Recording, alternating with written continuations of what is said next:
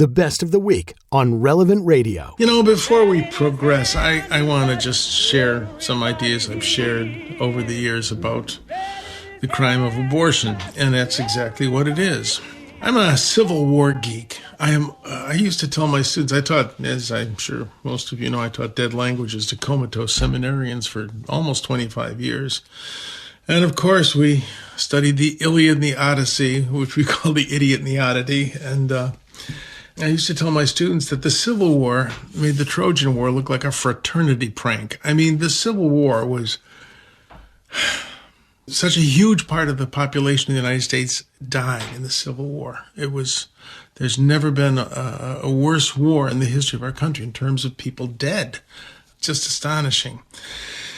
And the Civil War was not fought to end slavery. It was fought to preserve the Union. And most people who fought in the Civil War at the beginning would not have fought on the side of the North if they had thought they were fighting to free the slaves. Majority opinion was slavery was just fine. But Abraham Lincoln, people say, well, Abraham Lincoln wasn't opposed to slavery. He most definitely was. You read his speeches and what he said from long before he was president, he was horrified by slavery.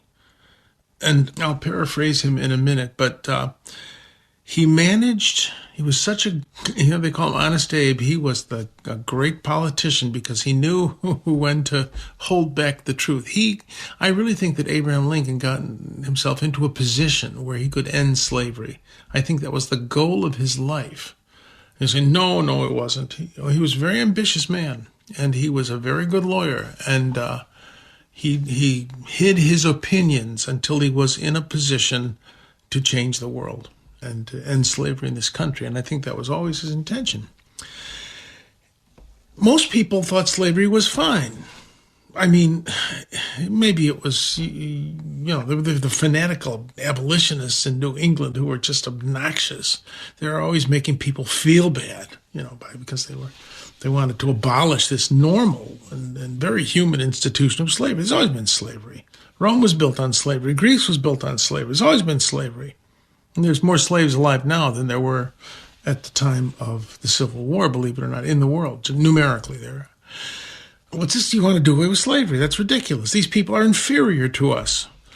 And besides, it's maybe you think it's wrong, but it's constitutionally guaranteed. And it's an economic necessity. You can't afford to keep the economy going without slaves. And that was the northern economy as well as the southern economy. Southern products came to northern markets. The textile industry, the alcohol industry depended on slavery. There was a trade in slaves and molasses, believe it or not. And the third thing is really better for them.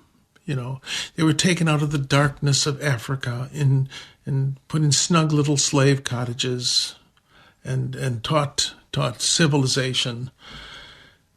So it was constitutionally guaranteed right. It was an economic necessity, and it was better for them.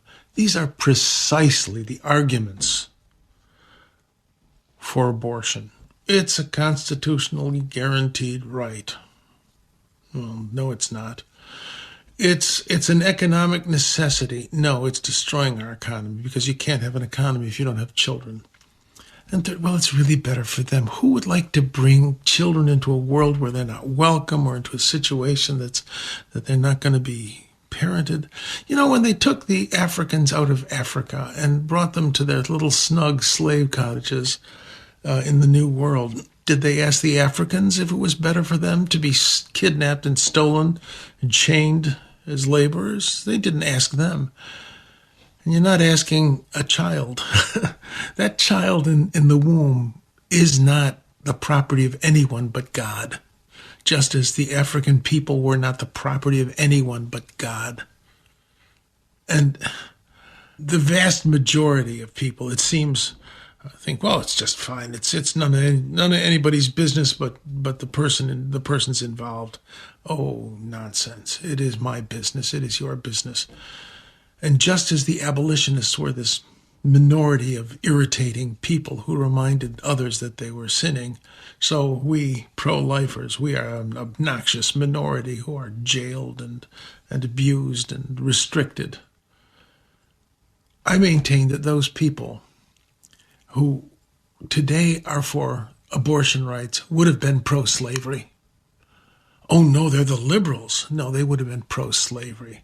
They believe that one person can own another person, and that child in the womb is not the mother. It's a different DNA collection. It's a different person.